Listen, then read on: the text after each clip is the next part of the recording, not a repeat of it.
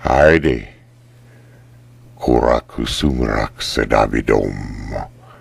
Come on, step into the twilight with David. Together we will explore adventures of the heart. Today we join Guy de Maupassant in the wood. Now a note before we start. Guy de Maupassant was a Frenchman, and I don't mean one of those Louisiana Frenchmen, but a real, like from France, Frenchman. And his work was translated by some Englishmen and by some Arabs, and now it's being read by a Texas Croat what don't speak Croat too good, and don't speak on English too good either. So y'all just lean back and enjoy the story, would you? As the mayor was about to sit down to breakfast, word was brought to him that the rural policeman with 2 prisoners was waiting for him at the Hotel de Ville. He went there at once and found old Hocheder standing guard before a middle-class couple whom he was regarding with a severe expression on his face. The man, a fat old fellow with a red nose and white hair, seemed utterly dejected, while the woman, a little roundabout individual with shining cheeks, looked at the official who arrested them with defiant eyes. "What is it? What is it, Hocheder?" The rural policeman made his deposition. He had gone out that morning at his usual time in order to patrol his beat from the forest of Champeau as far as the boundaries of the Argenteau. He had not noticed anything unusual in the country except that it was a fine day and that the wheat was doing well. The son of old Bradle, who was going over his vines, called out to him, "Here, Daddy Hocheder, go and have a look at the outskirts of the wood. In the first thicket you will find a pair of pigeons who must be 130 years old between them." He went in the direction indicated, entered the thicket, and there he heard words which made him suspect a flagrant breach of morality. Advancing therefore on his hands and knees as if to surprise a poacher, he had arrested the couple whom he found there. The mayor looked at the culprits in astonishment, for the man was certainly 60, while the woman 55 at least, and he began to question them, beginning with the man, who replied in such a weak voice he could scarcely be heard. "What is your name?" "Nicholas Beaurain." "Your occupation?" "Haberdasher in the Rue des Martyrs in Paris." "What were you doing in the wood?" The haberdasher remained silent, with his eyes on his fat paunch and his hands hanging at his sides, and the mayor continued, "Do you deny what the officer of the municipal authority states?" "No, monsieur." "So you confess it?" "Yes, monsieur." "What have you got to say in your defense?" "Nothing, monsieur." "Where did you meet the partner in your misdemeanor?" "She is my wife, monsieur." "Your wife?" "Yes, monsieur." Then you do not live together in Paris?" "I beg your pardon, monsieur, but we are living together." "But in that case you must be mad, altogether mad, my dear sir, to get caught playing lovers in the country at 10 o'clock in the morning." The haberdasher seemed ready to cry with shame, and he muttered, "It was she who enticed me. I told her it was very stupid, but when a woman gets a thing into her head, you know, you cannot get it out." The mayor, who liked to joke, smiled and replied, "In your case the contrary ought to have happened. You would not be here if she had had the idea only in her head." Then Monsieur Beaurain was seized with a rage, and turning to his wife he said, "Do you not see to what you have brought us with your poetry? And now we shall have to go before the courts at our age for a breach of morals, and we shall have to shut up the shop, sell our goodwill, and go to some other neighborhood. That's what it has come to." Madame Beaurain got up, and without looking at her husband, she explained herself without embarrassment, without useless modesty, and almost without hesitation. "Of course, monsieur, I know we have made ourselves ridiculous. Would you allow me to plead my cause like an advocate, or rather like a poor woman? And I hope that you will be kind enough to send us home and spare us the disgrace of a prosecution. Years ago, when I was young, I made Monsieur Beaurain's acquaintance one Sunday in this neighborhood. He was employed in a draper's shop, and I was a saleswoman in a ready-made clothing establishment. I remember it as if it were yesterday. I used to come and spend Sundays here occasionally with a friend of mine, Rose Levesque, with whom I lived in the Rue Pigalle. And Rose had a sweetheart, while I had none.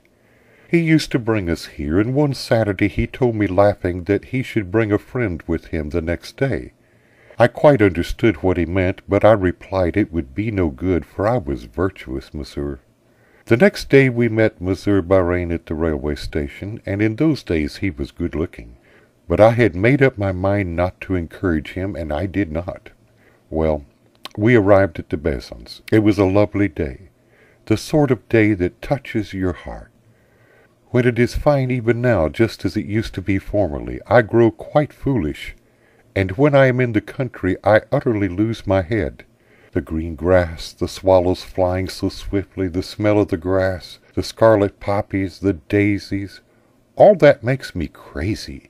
It is like champagne when one is not accustomed to it. Well, it was lovely weather, warm and bright, and it seemed to penetrate your body through your eyes when you looked and through your mouth when you breathed. Rose and Simone hugged and kissed each other every minute, and that gave me such a queer feeling. Monsieur Beaurain and I walked behind them without speaking much, for when people do not know each other, they do not find anything to talk about. He looked timid, and I liked to see his embarrassment. At last we got to the little wood. It was cool as a bath there, and we four sat down. Rose and her lover teased me because I looked rather stern, but you will understand that I could not be otherwise. And then they began to kiss and hug again, without putting any more restraint upon themselves than if we had not been there. And then they whispered together, and got up and went off among the trees, without saying a word. You may fancy what I looked like, alone with this young fellow whom I saw for the first time. I felt so confused at seeing them go that it gave me courage, and I began to talk. I asked him what his business was, and he said he was a linen draper's assistant, as I told you just now. We talked for a few minutes, and that made him bold, and he wanted to take liberties with me, but I told him sharply to keep his place. Is that not true, Monsieur Beaurain? Monsieur Beaurain, who was looking at his feet in confusion, did not reply, and she continued. Then he saw that I was virtuous, and he began to make love to me nicely, like an honorable man, and from that time he came every Sunday, for he was very much in love with me. I was very fond of him also, very fond of him. He was a good-looking fellow, formerly, and in short he married me the next September, and we started in business in the Rue des Martyrs. It was a hard struggle for some years, monsieur. Business did not prosper, and we could not afford many country excursions. And besides, we had got out of the way of them. One has other things in one's head, and thinks more of the cash box than of pretty speeches when one is in business. We were growing old by degrees without perceiving it, like quiet people who do not think much about love. One does not regret anything as long as one does not notice what one has lost.